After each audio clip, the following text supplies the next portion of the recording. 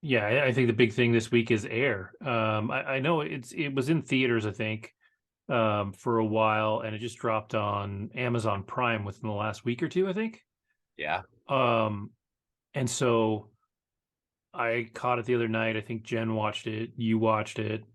I think Andy may have watched it. And yeah, I actually I was watching it. I was cruising along last night, and then I fell asleep. Just passed the fuck out, like instantly. Like I remember the last thing that I saw, and it's not like Wow. I faded off. I saw something, and then boom. And so I went and finished it tonight before we started recording. Nice. And and man, it's a good flick, man. What I think that I really liked about it is that it is not a film about Michael Jordan. Um, and I like that they didn't really cast anybody to play Michael Jordan. They had somebody play a body double, but you never saw his face. They did some really Yes. creative stuff with that to make that work. Yes. And I think I think the two best performances were these two, Matt Damon and Viola Davis. It's not fair when Viola Davis isn't something because she's always the best. She's incredible. Yes. Um, I know that I have a history of hating Ben Affleck. It's true. It's documented. Whatever. But what I do not understand is why he's on so much of the marketing material. He had like 10 minutes of screen time in the whole movie. Like he was barely in the movie. And there's entire posters that are just him in that last shot of the film, with the sunglasses on. And that's not what the movie is about at all. He is such an ancillary side character. Like, yes, he is a linchpin in the thing, but at the same time, Chris Tucker's character was a bigger character. Uh, you know, Obviously Matt Damon was a much bigger character. Jason Bateman was a bigger character. You could even argue that Marlon Wayans' little tiny appearance was more pivotal to the film than anything that Ben Affleck did. And so it's just funny to me that he is in like so heavily marketed. And like I said, it's that one shot from the end of the film, which is he's actually not doing anything in that part of the film. It's not even a scene that he was doing something. It was just showing him kind of like chilling with his money at the end of the film. Like it's a weird choice in marketing for me, other than yeah, he's a name. Yeah, I mean, if anything, I didn't like the way he was marketed because it seemed almost clownish and Mhm. just kind of like that's not even the character he played. I think that Yeah. he played more of a a hippie narcissist almost like in Hmm. a way. And and I actually definitely I think I've met people like that. And what I actually liked about I mean, what I liked about the whole movie in general is like I'm sure some things were dramatized, but it also Yeah. seemed Yeah. to have a commitment to authenticity. Like when you talk about like even the feel of the movie with the music and even the when he's in the bodega, well, I call it a bodega, but like the corner store, and you see all like the packaging of the products on the shelves, and they're all of that era. Like I really Yeah. appreciate those little touches or the old school strip in Las Vegas. So for me, it's like I'm sure Phil Knight really was like that. And then David Falk, hilarious. Like the Yes. thing about this movie that I loved so much was, I think it's well documented. Anyone who knows me knows that I just for some reason have no sports gene. Like no part of me wants to sit down and watch a game with anything. Okay. I even like got a subscription to ESPN magazine to try to like fix myself because like maybe because fellas like dudes we talk about sports, not me, dude, like I'm pop culture baby, right? Anyway, after seeing this movie, like all of a sudden I was sort of like I kind of get it now. Like I'm not gonna watch, like I mean I watched the Super Bowl, but I definitely turned on like The Last Dance on Netflix after this because the thing is a lot of this stuff applies to like life, like in general, like just you know being a champion and learning and getting better and having faith and one thing I just want to drop in really quick is I love that connection between the Merlin Wayans character with the "I have a dream" speech and then what happens with Vaccaro. I keep calling him Vaccaro, but it's Vaccaro. later when they're doing the presentation, and he knew to just improvise and just talk directly to the family from his Yep. heart. Like that was a cool moment. I think that this film certainly could get some awards during award season. I think the screenplay is one of them. Yeah. I think that's pretty much what made the movie what it was. I mean, that screenplay was amazing. Yeah. Back to you, man. We're gonna go back and forth on this one because I got a lot Yeah. to say. Yeah, I think you're right. Like it definitely was embellished, right? Like there's some things that you could just, if you watch it, you just feel like that's probably not quite how it really happened. Um, but it was, but it was really good. Yeah, Chris Messina was freaking hilarious as the agent. Yes, David. He was so funny, and there in his relationship with Matt Damon's character was with Vaccaro was great too. Like they go back, they have history, they kind of take their shots at each other. Watching this, I don't care for basketball anymore. Like I don't really follow basketball right now.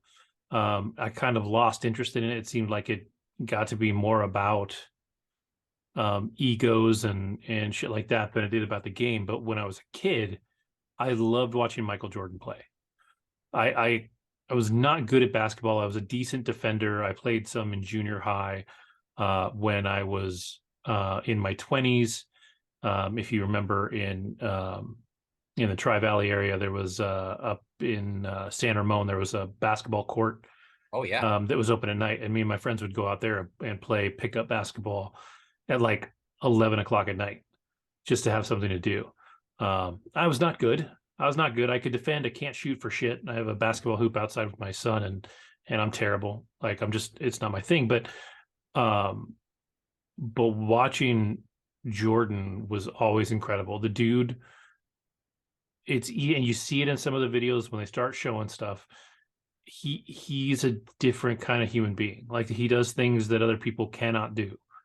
There's the shot of him dunking from the free throw line and just floating through the air. Like he moved through the air like nobody else ever did. And like everybody always now has the argument: is it Jordan? Is it Kobe? Is it LeBron? Right? Like which one of those three is the best? And I'm still team Jordan. Like he was just unreal. Like the things that he could do just aren't things other people can do. And so I really dug, and I again, because it's embellished, I don't know, but I hope it's true that like that aha moment that he has when he's watching the videotape and he realizes that Jordan is special because this dude who wanted to win the champion so bad put all his eggs in that basket in that finals game when they passed off the ball to Jordan and he shot the winning shot. I have good news for you. So literally, I'm watching the first episode of The Last Dance, and they talk about that game, and it's so cool to really see that no, the coach actually did give it to, like he knew that everyone was going to go looking at guarding Ewing, and then Yep. passed it to him, and then he did it. And the coach there talks about how he never met anyone quite like Jordan, and that was his freshman year. That's the Yeah. crazy part. Yeah.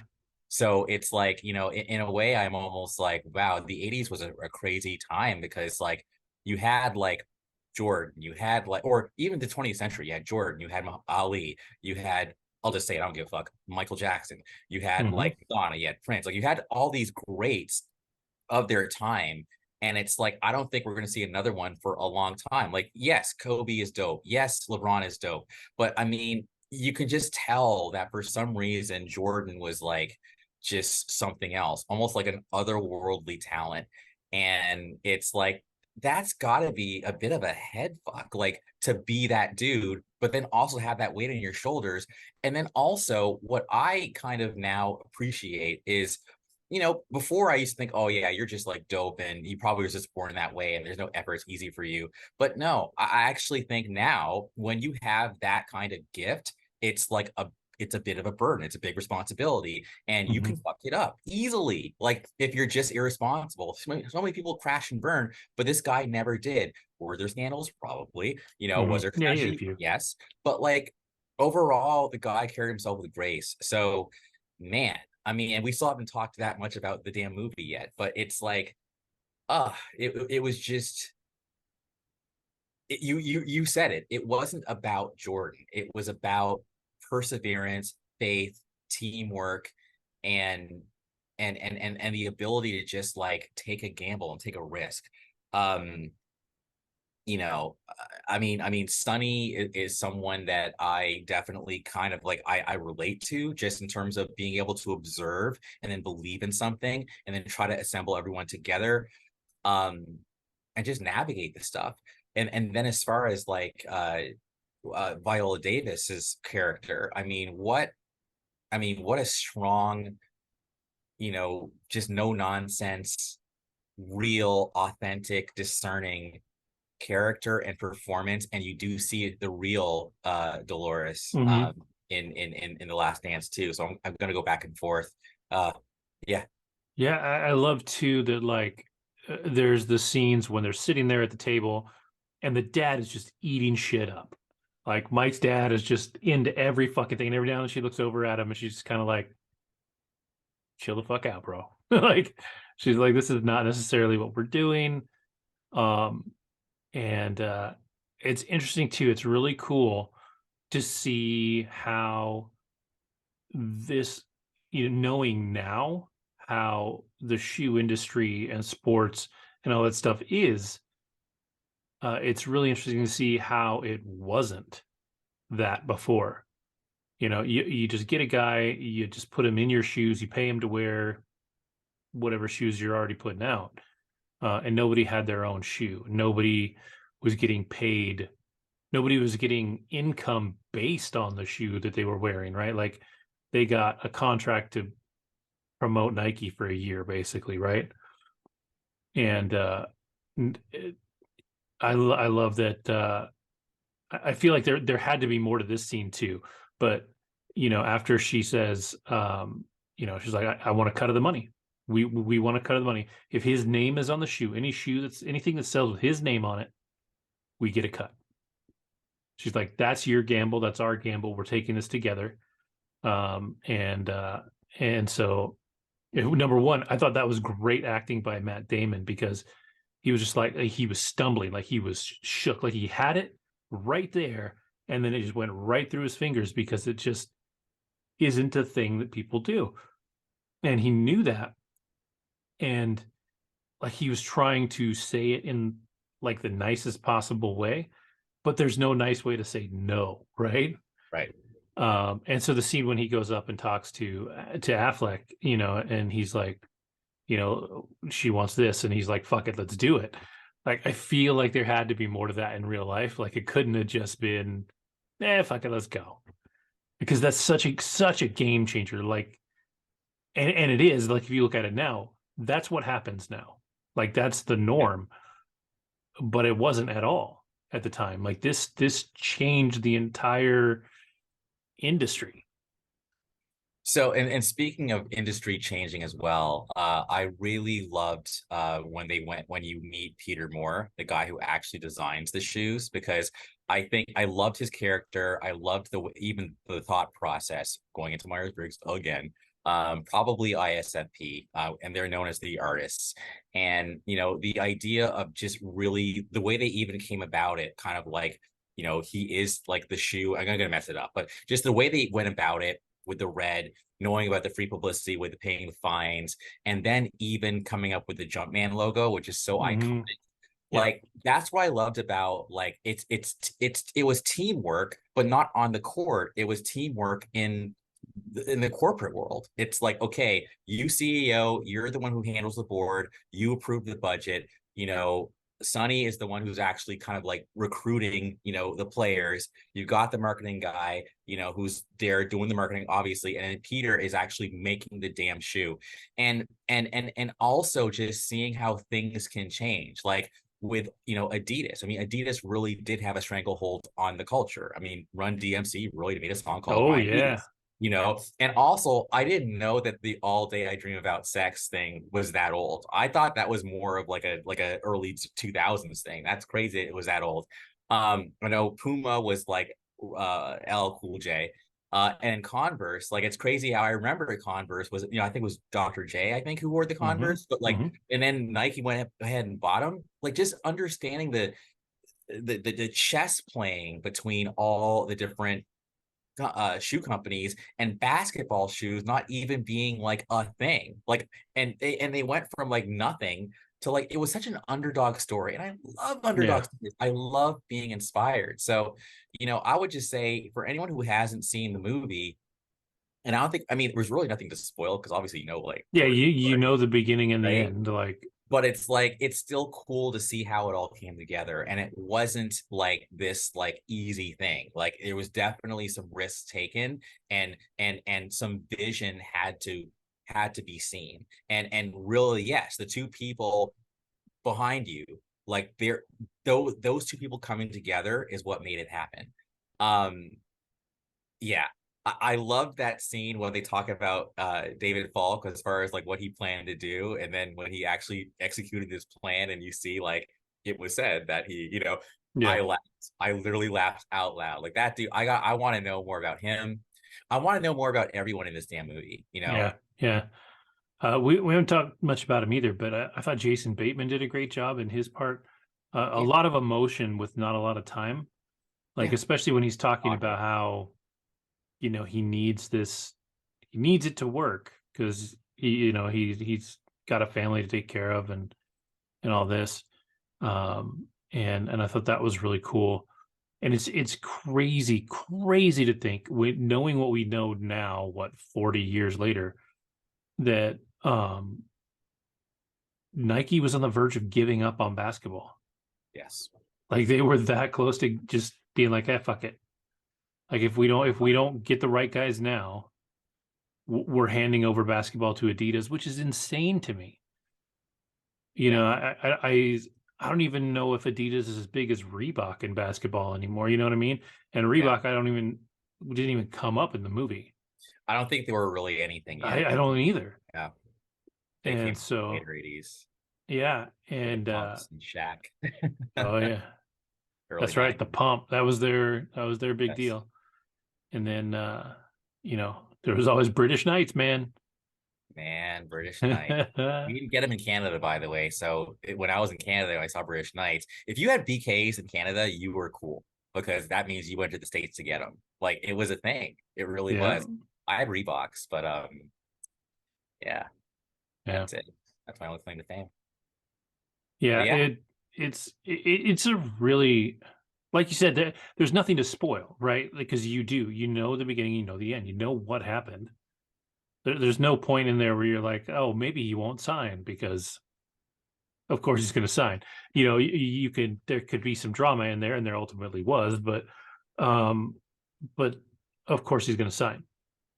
yes. And I thought, to tell a story where you know what's going to happen, has to be all heart. It has to be all people, all emotion and story, because any twist or any surprise or anything like that, you're not able to work with.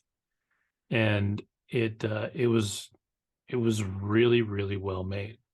Well made, well paced, and yeah, I'll say it. Like the whole time I was watching it, I'm like, damn it, I like you as a director. Like I really do. Like I've only seen, I think, two of your movies. You've done more.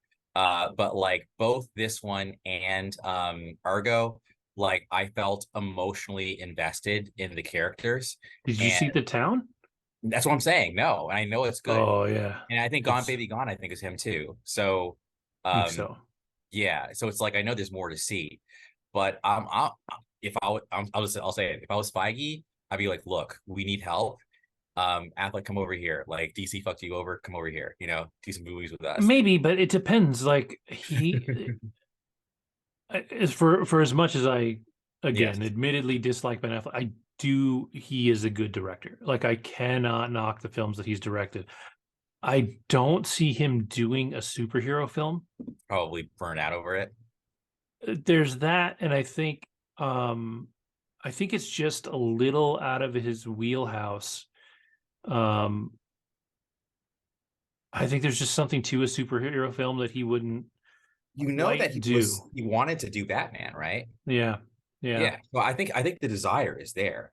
he was literally screwed out of it in favor of the one that had the vampire guy in Mhm. it. So it's like I personally think if I was Feige, I would say, hey, come over here. We got something for you, and I'd be okay with it because again, I think pacing is important. And Mhm. um not once like did I feel like did I watch it in pieces? Yes, but because I have fucking ADD. But like not once did I feel like it was like slow. I just felt like Yeah. it was Yeah. immersive, it was authentic, and I think all the characters were pretty well balanced. So Yeah. I think if yeah. you want to see him do a superhero movie, you probably have to look at the Eternals because you have Chloe Zhao who made intelligent, thoughtful films, and I personally really like the Eternals. A lot of people don't, and that's fine. But I would think it would be something more like that than it would be like something else because Or Affleck Black Knight doesn't. even. What's that? If they do that, if they do something with what's his name, you said the Eternals, but like the guy, Yeah, yeah, Jon Snow's character, yeah, yeah, but yeah, yeah. I It agree. could be interesting. It's just he for like again, his directing. He directs the more cerebral stuff, the stuff Yeah, that is character. more character based and a little slower. So a typical superhero movie wouldn't really work. Now, maybe you bring him in to consult.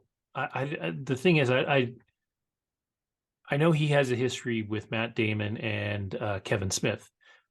Kevin Smith is a huge comic book guy. Like he knows everything, but his stuff tends to be on the sillier side and tends to be more comic booky than where Marvel's at, where their stuff is pretty real world, and then they bring the superhero stuff into it. Now we're kind of at a crossroads where everything is so big that we're comic booky again, but um, we're still not silly. Like I don't see Kevin Smith popping into the MCU, Yeah, neither do I. um, and I don't, and I think Affleck's on the other side of that, where he's almost too serious to do it. But I mean, it, and I would say I would try to compare him to the Russos, but they actually do action films, Yeah. and so there's a difference there too. So, and I'm tangenting a bit, but now that I'm all Team James Gunn, if I was Gunn, I would go get Kevin Smith. That's number one. If I was him. Number two, and of course it's fucking gone. I had a thought, and it's gone. It's in the air. Sorry, it's gone. Yeah. So yeah, if you I definitely recommend The Town. I really like The Town. I think it's really smart. So if you're looking for something else that he I remember now. directed. I read a report that Echo, which is one of the movies coming out this series, Mhm. was like the reason why I got pushed back or whatever was because Feige saw it was like hell no, like he's like this, we're not putting this out. And I kind of believe it because this is a tangent piece because it's like like I feel like part of what happened with like things like She-Hulk was he just was too busy, could not look and quality control everything, and now he's pulling back and saying, look, we've got to like we can't lose our position. We have to stay here. And if we keep putting out stuff that people are just not liking, we're gonna lose our footing. So anyway, that was just my tangent piece. But I don't know if you read about that, but just want to throw that out there. But I didn't anyway, see that, but yeah, I think you're right though. I think um we're at a point now where there could be real competition for the MCU, you know, depending on what James Gunn does. And if there's real competition, I think that's a good thing. I think yes, it's a really good fans win. thing. Um, Speaking of the DCU, just because we suck and we tangent like crazy people, there was a thing. John Glover played, Lionel. Lionel Luthor in Smallville. Well, there's a big hullabaloo this week about on Twitter. Somebody made a post about like what was the moment that made you give up on a film, and he posted that it was the moment in Man of Steel when Jonathan Kent, Superman's dad, tells him not to save him to protect his identity. Right. Um, and it was a really divisive thing. Like, of course, the Snyderverse people just like come down and just come out like rabid defending, and it's actually it's one of those things that like when I thought about the points that other people made on top of that, I was like, yeah, that's really true. Like Jonathan Kent in the comic books, if you're, sticking to the comics at all, is like your down home, good natured, save everybody kind of thing. And so there was a scene in that same movie Yeah, that really infuriated people maybe. when he said, yeah, when he said, should I not have saved them, whatever. And he said maybe, and that's just like was not a Jonathan Kent thing. And so, and then of course at the end when he kills Zod, which is just not a thing that Superman does, it was there were things about the movie, and I've always said like I enjoy that movie. I like that movie. It was a different take on Superman, but it was not a bad movie. But there are definitely problematic things with that movie, and so like you could probably count on one hand the times that Superman smiles in that film, like number one. But yeah, At the end, I think I was like probably one of the only times, like we're at the very end. yeah. Yeah, So it's crazy that the way that people defend their fan bases, right? Or the fans defend their universes there, because the Snyderverse fans, they are rabid about how great everything was and how brilliant Zack Snyder was, yeah, and and and you and can't I really argue with them. Like it, no, they're like comic book Trumpers, and it's like I and I, and that's why I kind of even distance myself from them, because like, yeah, I loved his shit, but I can also take a step back and go like, what you learned is you can't just take the mythology and make it your own. People don't like that shit, and and it's like, yeah, and the MCU did it better. So it's like, just stop the madness. It happened. It was cool, but to defend the undefendable is just it's kind of yuck, yeah, you know. yeah, And and the then pacing and his pacing was never that good anyway. no, Like, especially with BBS. I know you hated it, but like I liked it. But were there pacing problems? Yes. And we're and the Zack Snyder's Justice League, which is way too long, dude. Like, you didn't need all that. It's no, dude. Stop. Yes, Man of Steel is the best thing he ever did. I don't think I don't think you were on the show yet when we talked about Justice League, because we laughed so fucking hard at the Zack Snyder cut, because there's like a 10-minute scene where it's just the people singing to Aquaman Yeah, yeah, in yeah, whatever, like, yeah. and I was While like, smelling his fucking thing, and like, yeah, there I was was like, one. what are you doing, dude? Like, this is not necessary. This adds nothing to the film. No, Like, it's it, weird. It's it was, weird. And then the whole like yodeling every time Wonder Woman does something, it like mhm, it's so you can yeah, dude. Like, oh my God. yeah, Frustrating. He's way too indulgent. He's a director who needs like guardrails. He needs those, what I'm saying? Like, he needed yeah, that. He didn't have it. And that's probably why Man of Steel was so damn good, because I think that what's his name was still there. Nolan. I think Nolan was mm, still there to be like, and I hear again, I read that the moment Nolan was like, I'm out, was after like they let him like kill Zod. Nolan was like, you know mhm, what? I Yeah, I'm out. He's like, I'm good. So yeah. anyway, And funny enough, I think if you think about Nolan's Batman, if Ben Affleck was going to make a superhero movie, I think it would be closer to that. I agree. Knowing the kind of films that Nolan makes and the kind of films that Affleck makes, I think it'd be closer to that. And I'm down. I think we need that. As long as he promises to not be in the film, I don't need that. You know what? I mean, I can give you that. I still think though that him going, and it was a great segue back into Air. I think though, if you think of him as kind of douchey, well, I mean, Phil Knight in the movie is kind of a douchey character, so I think it kind of worked. Like he's talking about, it took 20 coats of paint to get to this shade of purple, whatever. Or like, I want you to think about inhaling and exhaling. Like, come on, man. But that's how It those was, really feel. yeah, it was almost like he was who's the guy that made Apple? Was it Steve Jobs? Like he was Steve Oh yeah. Jobs light, like totally. Yes. Hundred But percent. also, like it was interesting that for some, like they humanized him by the end of the movie. They started him off as a total dick, Yeah. talking about the car and the paint, and then at the very end, like he's super chill and like, yeah, fuck it, let's do it, whatever. I don't care about the board. I don't care, whatever. And he was like full team Mike. I And think Sonny got through to him though. I think Sonny was yeah, trying hard. maybe. Um, but it's just funny because the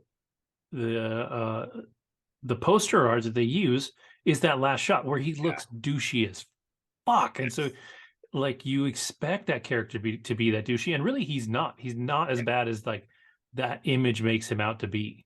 Yeah. Um, and it was cool too to see kind of where everybody landed after this. I really liked the bit about how Marlon Wayans' character just refused to sell the "I Have a Dream" 3 speech. million. Yeah, $3 million, which whenever that was still a lot of money. Hell yeah. You And then know, of course Sonny, of course, even in 2014, like, got the ruling for the college players to yeah. get money. Um, I have a question for you. I couldn't figure it out. David Falk and Sonny Vaccaro, were they friends or were they enemies? I couldn't tell. To use modern Enemies? colloquialism, yeah, yeah, I think they were like they definitely had a history, and I think they were friends to a degree. It felt like they went to school together or they had a history together, um, and they conversed regularly. Like it didn't feel like the calls were out of the blue, and some of that I'm sure was because of the industries they are both in. But it like there was a lot of jabs in there that felt like they were only jabs you would make if you were really comfortable with somebody in a friendship kind of way. But at the same time, because their jobs were kind of at odds with each other too, like they can't really be super tight friends because they might make the wrong decision. Either one of them might make the wrong decision for their job based on that friendship. So I think I think frenemies is probably the best word, even though it's such a you know No, I dumb get it. word. But yeah, I think that's where they landed. Because I think You even know, at the end, I think he called to glow. Because I think the whole movie, like I feel like David Falk had the upper hand and was almost yep, like shitting on him. And then finally at the end, Sonny could call and actually kind of gloat a little bit. yeah. Um, but yeah, no, that was interesting to me. And I love the bit about who actually said Air, Yes. Air Jordan, and he hangs up on him before he can And get he on it. yells But at whoever, like, I said it. Did I not say that shit? Oh man. Okay, cool. Well, that was fun. We loved it. So yeah, yeah, I can't I really can't recommend it enough. Like you said, the pacing was great, the story's great. You know the end result of the film, so you just sit back and enjoy it and just watch these people eat up the screen. The people that are really doing a good job do a really good job. Like I said, Viola Davis is always just Viola Davis magic. by the way, I almost one more thing. D Jesse Plemons, when he's not like on the bigger side, reminds me of Matt Damon. Like the whole Yeah. time, and I felt like Matt Damon, he was a little pudgier than he usually is. So I could almost see Jesse Plemons in that role too. Like maybe he'd be a good backup. Anyway, I just felt like it was cool to see Matt Damon, who's normally a bit more like, I mean, come on, the guy who's in the Born Identity, right? So Yeah. for me, I like, or even The Martian, or yeah, The Martian. Mhm. So for him to be this like kind of portly guy who even like you know attempts to get fit again and then just That like, was fuck this. so I fucking fun. loved that scene. Yeah, and it's just him walking away. He's like, no. He's like, fuck that. No. It's so great. And that was the other thing too, actually, that I really loved about this movie, and I said it in our chat, is I really dug the soundtrack. Oh my Like god, it was 80s as shit. loved Like it. I was like, no, this is good stuff. The only thing that took me out of it for a second is they did was it the Cyndi Lauper song at the end? Yeah, time after time. Yeah, that always makes me think of Romeo and Michelle's high school reunion. Interesting. Well, I haven't seen that, so for me, Yeah.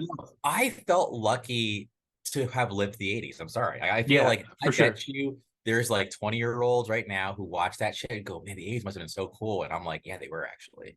Like they were. Stranger Things, that was that Yeah, shit. yeah. Well, yeah, I think we talked about it before, but you see the people that are making films and things like that now, they're the people that grew up in the 80s, right? So that's why we're seeing when we see the nostalgia type films, it's they're making them for us because we're all from the same age group. So Love it. that stuff's all super cool. But yeah, Error. I think you have to see it. It's solid. And again, it's on Amazon Prime right now, so almost everybody has Prime. Exactly. So just do it. See what I did there? Uh, but okay, so we've got that. I haven't watched much else this week. I've spent a lot of time playing video games and hanging out with my kids. I've been playing a game called Midnight Suns on the PlayStation 5, and it is I won't go too long about it, but it's an interesting game because it's story based. So the story's really solid. It's kind of interesting.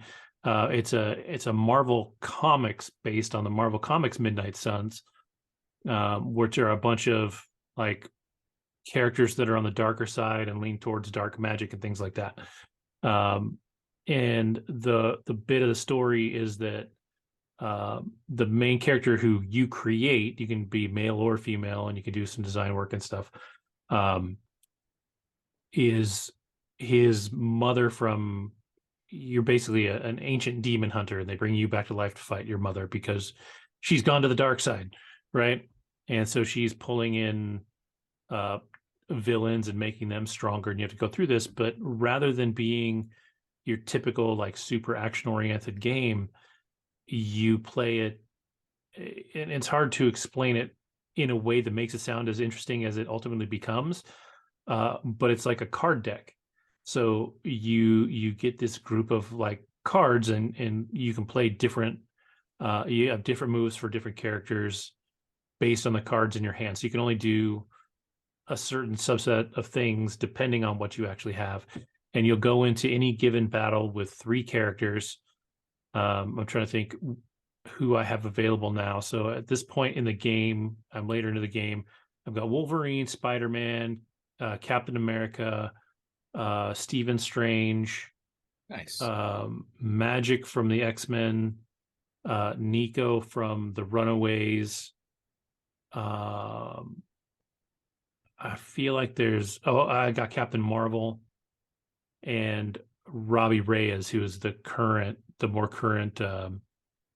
uh, I know. The lame-headed yes. God damn it, Nothing at Ghost all. Rider, Jesus Christ. um and it's cool. It's like it's a fun game once you get it going.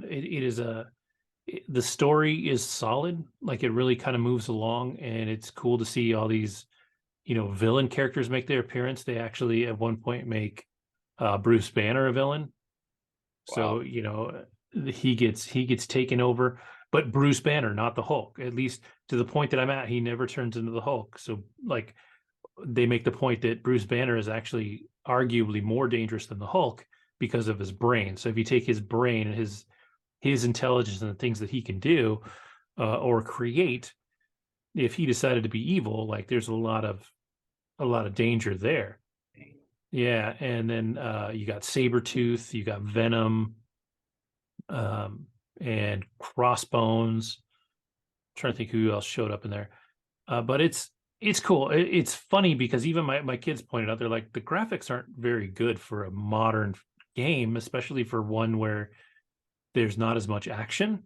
Mhm. And it's true. Like it feels like an older game. I'm not sure why they didn't put more into that because they have some solid voice actors in there, and it's not as pretty as it probably could be, but it works and it's a lot of fun. So I would say if you don't have the money to go out and buy brand new video games because they're up to $70 now for a game, uh, as great as it is, I would say you could probably wait to play it. Wait till it drops to $50 or $40 or something, or you see it on sale at somewhere, because even if you go into a GameStop right now, it's still like $60 or 50, $55.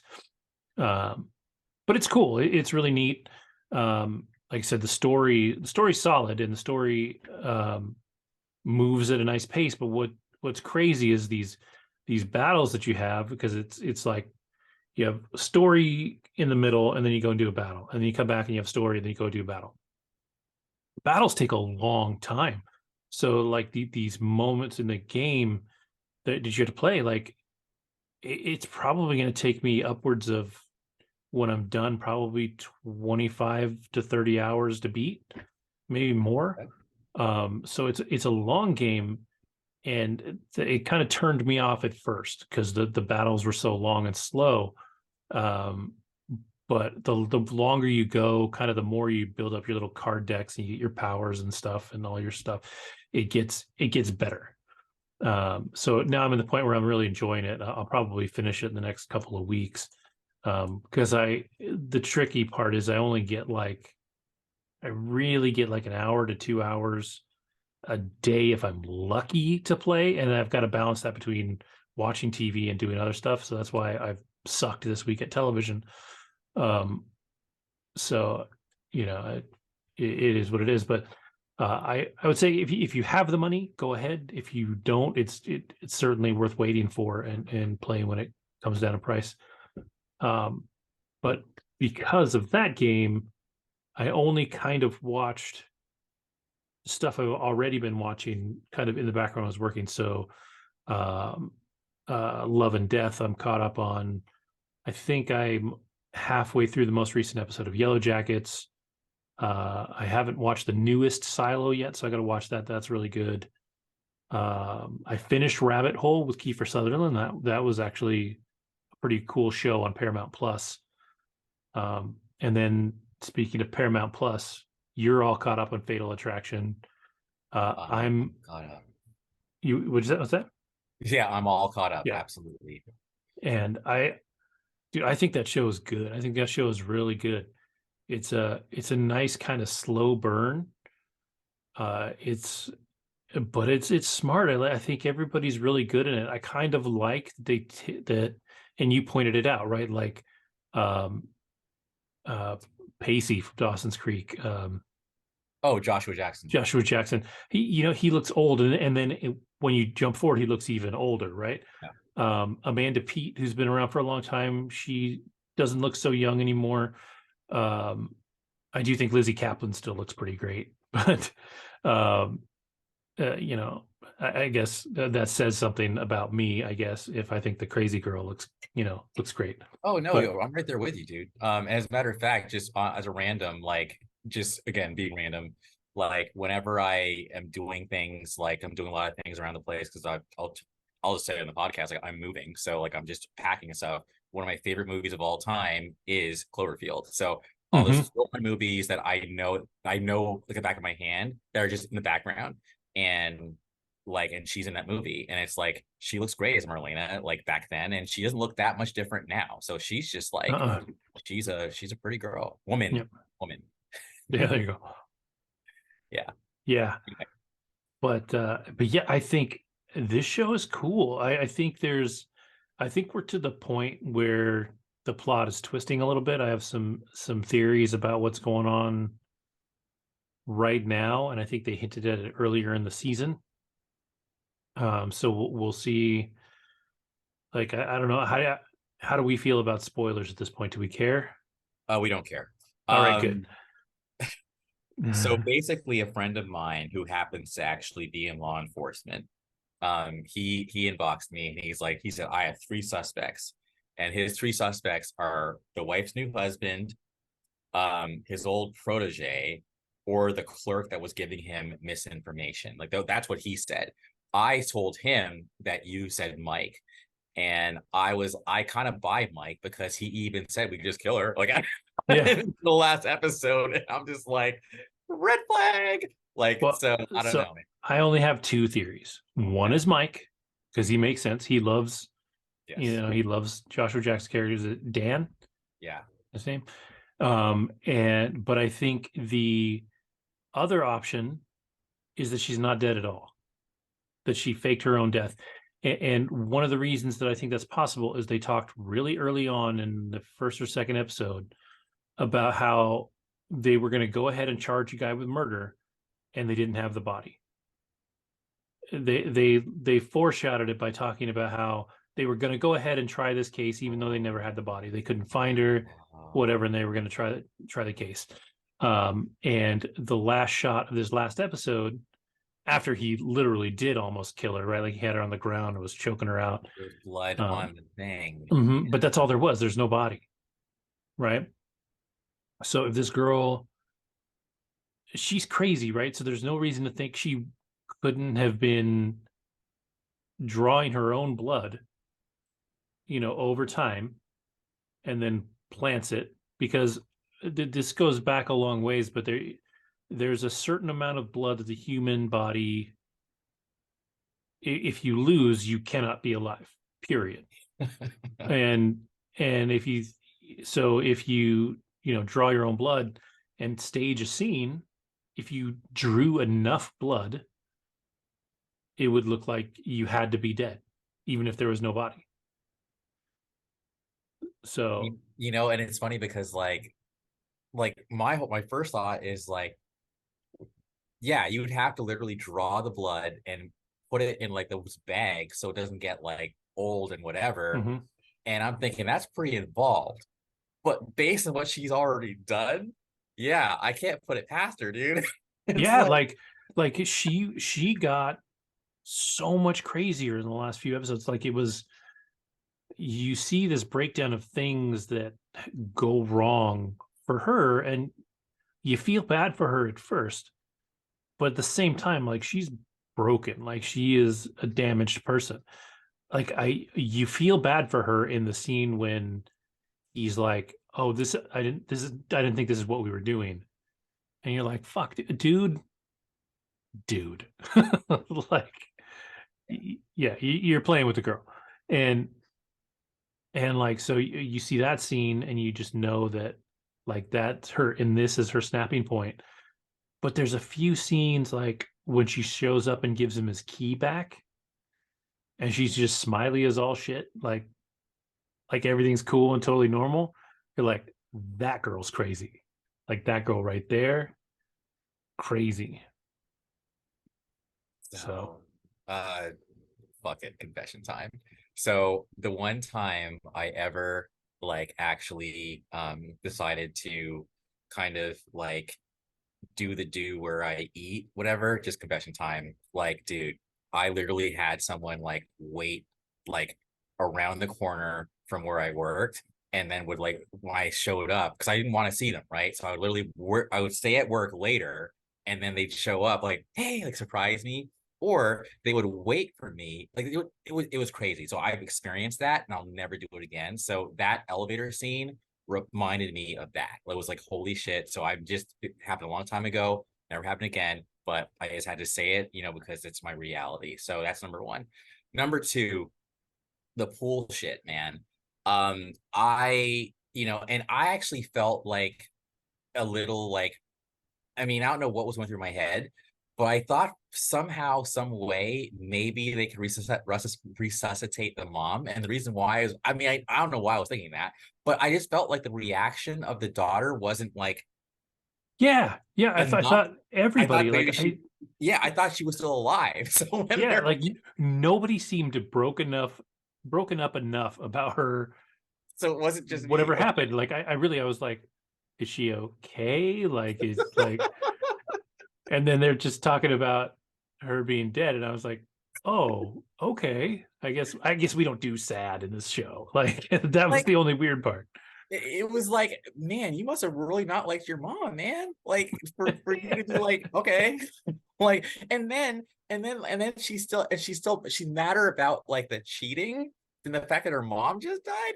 That was a little weird. Yeah. So and I love Lizzie Kaplan's face when she's just pushing the button, because she's just fucking stone cold and she's just watching it go over. But part of me was like, I get this old lady can't swim. Why didn't she just grab the thing and just fucking slide it to the end and then stand up and walk out? Because there's a shallow end. it's pushing her towards the shallow end. If she just held on long Yeah. enough, her feet would touch the ground. But whatever. And then she goes in and just wipes everything methodically. Like, Yeah. no, So like I was never here. now, and that was the moment where I was like, now I have no sympathy for her. Now you're a Yep. killer, Yep. Yeah. a She killer. killed that girl. And you start to get the feeling that like this could have happened before. Like some of this stuff could have happened before. Like if she can so easily kill the mom under the fucking pool thing, she's probably killed somebody before. Like it's I not hadn't normal thought that, but behavior. it makes sense. I hadn't Yeah. thought that, but it makes sense. Ugh. Yeah. And I'm not saying I necessarily think she has, but she's certainly capable of more than one homicide. But yeah. And she's smart though. That's the thing too, is like Yes. and and smart and crazy because like when she shows up for the open house just to fuck with him, like that was messed up. You're like, Mhm. oh dude. So yeah, it's a trip for sure. So yeah, I kind of want to see where this is going. And I actually like the fact that you digged it because for me, like, I'll be honest, like I think the last episode, especially when I watched like the after show and the guy's like, this is why this episode works so well, whatever. In my head, I'm like, hold on, dude, like you're not Game of Thrones yet. Like you're you're Yeah. you're good, but like stop it. Like don't fillet yourself like in front of us. Like just talk about the show, but don't pat yourself on the back. Stop, you Yeah. know? Yeah. But that said, we're talking about it. I'm definitely watching it. Like, even though when I got back from Chicago, like I was tired, but I did turn it on. But then, like, literally within the first like 4 minutes, I was like, okay, turn it off, fall asleep. But like, it's for me, it's kind of my must see TV right now. Yeah. But yeah, man, I shoot, I think it's an underrated show. I don't think not enough people are talking about it, but yeah, let's see what happens, man. But yeah, that's all I got for right now. Yeah, it's cool. I'm really curious to see where it goes because like you said, if your buddy watched it, he's got theories. I've got theories. Like I want to see which ones are right. Like it's crazy enough that I don't necessarily have to be right either. Like I could be totally wrong and it could be something completely different. He could have killed her, you know, the wife could have killed her for all that matter, because at some point she knows that he cheated, and if she puts two and two together, I think they even if you watch the after show thing, they said she recognized the tension between them at the open house. Yeah. So like Okay. she knows that something happened. So she puts two and two together. She knows it's that girl. It could have been the wife too. Like that would make sense also. It And would. then just to let him take the fall for it because Because fuck him, yeah, yeah, basically. yeah, And I gotta say though, like the neighbor husband, and I'm kind of like fuck that guy. Like because to me it's like, come on, man. Like like like even when I think it's like when he's there and they're talking, like, okay, well, I guess gotta go now, whatever. Like it just seemed weird to me. mm, So when you see him later as like married to her, I'm like, well, of course he is. Like he's making play the whole time. yeah, And I don't know. I just think it's kind of whack. But at the same time, I mean, from what I understand, think those things do happen, especially when like a spouse like passes away, then like all of a sudden, like it's just weird. I don't yeah, know. He seems kind of sketchy. yeah. And I'm a little curious as to what they're going to do with the daughter too. I can't quite tell if she's stable or not. Like it's almost she's a little No, she does seem a little, yeah. yeah, especially And in this last episode. I can't remember what she did, but she did something, and I was like, oh, she might not be all right. Like I can't remember what it was. well, yo, she eviscerated her dad though. That was a great scene where he's like, "Why did I do this?" And I forgot what she said, but she broke him down. And then she's like, "Sorry." He's like, "Nah, dude. Like, I asked you." So like, Yeah, she totally. I think yeah, it was about like you didn't get what you wanted, so you went ahead because you always knew you were like, yeah, your dad told you you're a fuck up. And when you didn't get what you wanted, you decided to like, yeah, I guess I am a fuck up, and you started to you just fucked up. And he's just kind of like, yeah, my little kid just schooled me. Okay. yeah, because Really she's cool. a psych major, right? Like that's Yes. what she's doing. Yep. So Yeah, her story, I feel like, has been there but hasn't been pivotal yet. So there's probably something not necessarily going on there in the past because she was super young in the past. Like I Yeah. don't think her 9-year-old self ran to downtown and murdered the girl, right? Like, but at the same time, she, you know, there's something that will end up happening with her in some way. Hmm. You know, it'll be interesting to see where that one goes because there's not much point in having her there if you're not going to use her in some way, right? 100%. So And I'm again, I curious. still think there's some gender, like this is a exploration, in my opinion, of like some gender shit, and so that's going on. And I can't tell, is she SSA, like same sex attracted? Is that what's going on? Like Gee, I don't know that I they, wasn't quite sure because that other girl, she was hitting on her, but no, I think she was but then bi she because said that something other girl about her was, boyfriend, right? but also like she was also, I think she was even messing around with the professor, like the girl who was trying to like get her number or whatever was like. Yeah, So who knows? But I just felt like the whole thing felt very like she was picking her up, you know? yeah, yeah, yeah. I got that feeling too. But at the same time, like it didn't feel like it was fully developed. Like there was something that they weren't quite getting out of that, or that they weren't quite pushing on. So for as much as I do like the show, I definitely think there are a few little issues with it, but it's good enough that it hasn't lost me at all. I love Mike. Yes. Like I half hope he did it just because I like Mike. Um, but he's a cool character. He loves Joshua Jackson's Yeah. character so much. Yeah. Um, and he's a member of the family. Like even you see it even when Dan was in jail, Mike was still going by and checking on everybody and seeing the kid and doing everything. So um it's it's a trip. So I don't know do you know how many episodes are left? Yeah, hold on. Actually, damn, there's only three. There's only three left. That's Yeah. actually a lot for a show like this. I think a lot can happen in those three episodes. Hmm. I think we'll probably get a hint as to what really happened maybe in this next episode, but I would expect that in the finale for that to take one last twist or something, Um, or they could, reveal, in this episode or the next one that um that maybe she did fake her own death, and then the last episode would be about her coming back in some way, right? So there's a lot they can do in three episodes, but it'll be interesting for sure. He was, yeah, I don't know. Last thing I'll say, I'm not a parent, right? But I understand the rage. Like when he finally shows up after like she messed with his daughter or whatever, Hmm. like and does what he does, I'm like, yo, dude, like, I don't know, man. Like you really crossed the line here. Yeah, Like I get it. Like you mess with my fucking kid, it's over. But I don't know. Like, yeah, that was weird. And it might even be triggering for some people to watch that. What do you think? it could be. Yeah, to be fair, it really could be. I don't know if there was a warning before this one.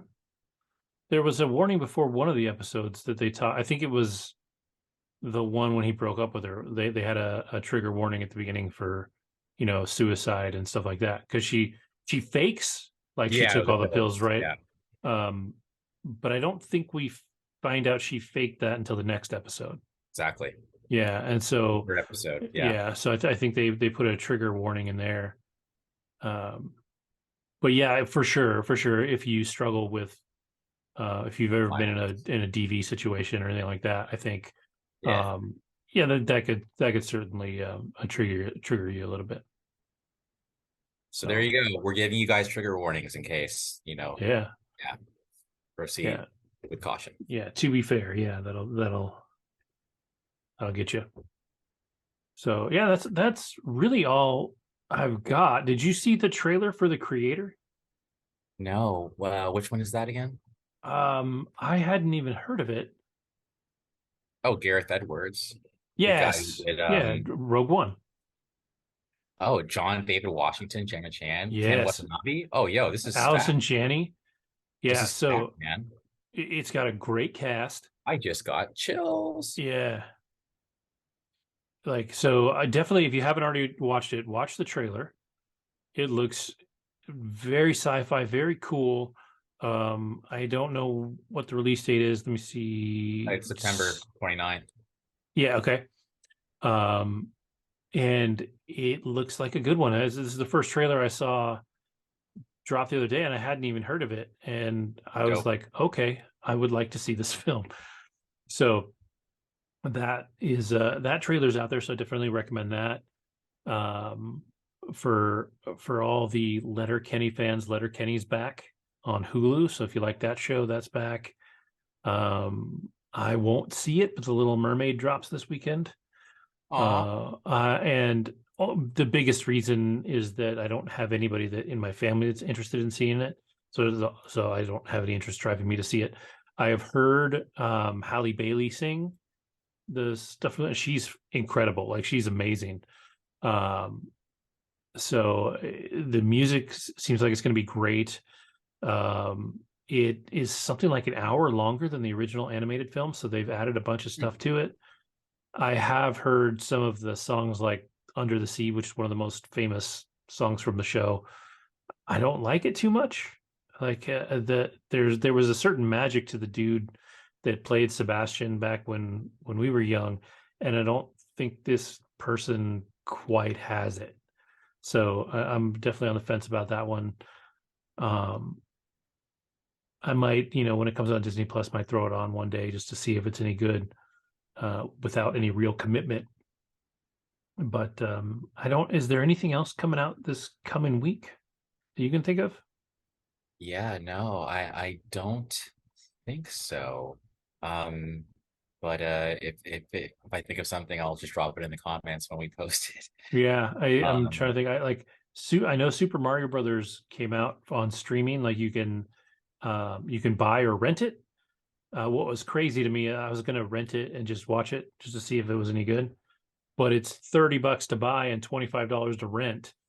And I was like, I don't feel like buying it, but I'm sure, if I was going to rent it for 25, I'd just buy it for 30, like $5 isn't enough to. okay, so I just went ahead and went to like June 2023 movies, even though we're like in the middle of May, or actually we're towards the end of May. Obviously, Transformers is coming out and Mhm. it doesn't look that good. Obviously, The Flash, your favorite movie, is coming out. Uh, Indiana Jones is getting some pretty mixed reviews. I Yeah. actually got into a little bit of I would call it a Spider-Man is coming out in Oh yeah, yeah. the Spider-Verse. Spider-Verse. Yeah. But like I got into a little bit of a spirited discussion on my wall yesterday with someone who's like, why are you posting this negativity, And my whole thing was like, dude, I'm not posting negativity. I'm just Yeah. posting news. And the Yeah, thing what's is, out there, yeah. the Rotten Tomatoes is like in the 40s. He's like, well, that's negative. I'm like, dude, it is what it is. Like, just calm down. But Yeah. anyway, so you get it. So I'm not gonna belabor the point. Yeah. But apparently the reports are still better than Crystal Skull, so that's cool. Well, yeah. But I did read there's one scene where like I guess he talks about like I guess he gets criticized for like he goes, yeah, I stopped the Nazis, blah, blah, blah, whatever. And she goes, yeah, all the while you were robbing from indigenous people. So I think some people are like, okay, it's gonna be like too woke and it's gonna be like her like schooling him for being old school, whatever. And while one person was like upset about it, in my head, I'm just kind of like, well, yeah, he did. So like, why are you Yeah. getting in a bunch? Like, stop it, you Yeah. know. But Yeah. anyway, Well, that was like the one critique that I saw that drove me a little crazy was somebody's like, oh, they're just following the same formula they followed for the first couple of films. And I'm like, good. Like the first three films were great. The Crystal Skull sucked, but the first three films are great. They're a lot of fun. I don't need more than that from an Indiana Jones movie. Like I'm not watching Indiana Jones to learn life lessons, really. yeah. Like I'm not looking for that cerebral next thing. And I've kind of talked about it before, like when they're reviewing superhero movies, Mhm. like you have to know what you're reviewing. You can't review a superhero movie like it's Gone with the Wind, like it's not the same thing. Yes, if you're going to put something in the 80%, 90%, area, sure, it better be better than most things. But to put something in like the 30 and 40% just because it's an action movie and it didn't like blow your heart away, I kind of have a problem with that sometimes. Like, I don't know. I think critics are a little detached sometimes from what they're reviewing. Yes, May, I'm looking at it right now, was a pretty light month. Like, I'm Yeah. seeing lots of stuff here. It's just like, what is this? Like, there's a movie called Transmutators, and it's clearly a Transformers knockoff. It's hilarious. John Wick came and went, didn't see it. Oh well. Speaking of that, I think all of those are on Amazon Prime. John Wick too. I may go on a John Wick marathon this week. Excellent. And then hold on. Mothers on Netflix, which was Jennifer Lopez. I haven't heard anything about it, but It was one of the best film releases for Netflix, I think, ever. Like, I think it actually did really well for them. It didn't look particularly interesting to me. I think I like Jennifer Lopez the most, actually, as an actress. I think she actually has done some really good stuff, but I don't know that full on like badass action is quite what I want to see her in. She did the one with Clooney back in the day. Out of Sight. Out of Sight, yeah. And I really enjoyed that one. And I think she's not a bad actress, and I think she's pretty solid. I just don't know if I want to see her in a kind of action revenge movie over taking her daughter. South Park ruined Jennifer Lopez for me. If you're taco flavored Kisses. Jennifer Lopez. White Man Can't Jump. So there's actually a friend of ours, at least me and Pete. His name is Hockey. What's up, Hockey? I think he'd be great to have on the show at some point, and this is why. Number one, you mentioned the basketball courts in San Ramon. He loved them joints, so he was so sad when they tore it down, but he lived for that shit. That's number one. But number two, I saw him review White Man Can't Jump tonight on Facebook, and he was like, whack. Like, he was like, the comedic timing between Snipes and Harrelson is unmatched. This movie is terrible. Pete responded, it was all right. I didn't hate it, but apparently it's a Pete review I could see.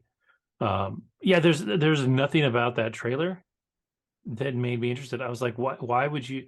Number one, it doesn't feel like, when I think of just the name White Men Can't Jump, it just doesn't feel like a movie that is like even acceptable these days. Thank you. It was totally 90s, dude. That shit's not even like cool anymore. Like, it's just we're past that kind of thinking. It was lame. And it's just like the people who made House Party. Like, stop. Like, some shit needs to stay in the 90s where but yeah, I mean, his exact words were a waste of money. So, at some point, I mean, we've had conversations that he's definitely passionate about pop culture. So at some point, I think we'll have to get him on there. Yeah, that'd be cool. But yeah, man, I think we've got a nice compact. Yeah, nice tight show. I don't mind. I think it's good. So yeah, well, I'd say with that, thank you for watching. Thank you for listening. If you haven't already, don't forget to like and subscribe. I think I have added a subscribe button down here somewhere. So just click on that guy if you haven't already. And yeah, we'll see you next week.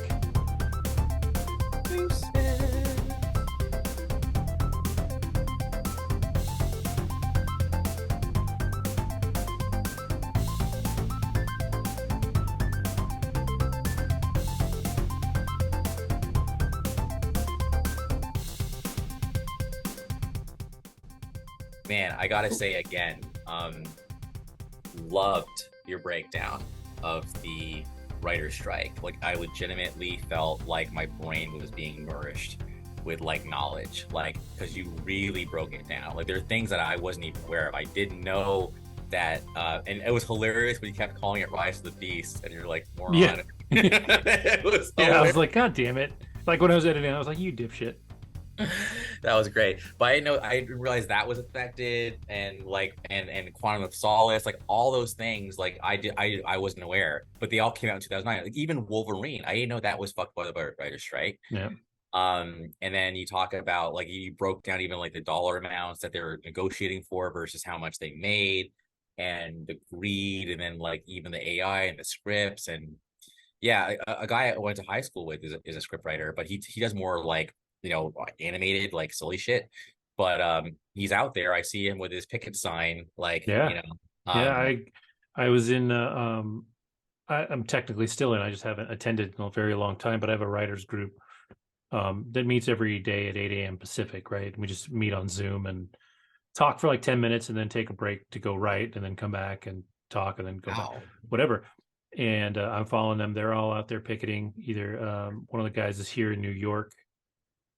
He was hilarious. He posted the other day about how he was out there and he's talking to this girl and he thought she was super cool. He's older than me. He's an older guy. He's like, this girl was super nice, blah, blah, blah. He's like, 2 minutes before she walked away, he's like, I don't know how I didn't realize it before, but it was like No he just didn't get, like he didn't see way. it. And then at the last one, he's like, How? and then he was like, now, and he's like, now I can't act all fanboy because I Yeah, spent 10 minutes talking to you and I didn't recognize you. So like he just had to play it off like she was just some person and then she That's walked away. amazing. But That's amazing. yeah, it's cool. And but there's all kinds of actors out there. And like I think right after I recorded the episode, the SAG Screen Actors Guild is pushing to strike now too. So there's going to be potentially nothing happening.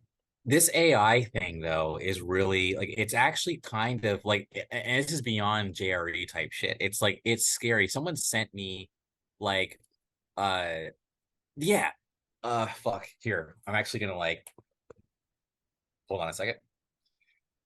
I hope this audio works because you have to hear this. It's fucking crazy. Tell me who like this AI sounds like. You, we're in a place to be, just me, myself, and Jimmy Anthony. Big shout out to my man, Grandmaster DB, and the soul investors in a place to be. Sounds a Did you hear little like Eminem. It's fucking, yeah. It's like, to me, like when he sent it to me at first, because he's actually a DJ. You, we're in a place to be, just me, myself, and Jimmy Anthony.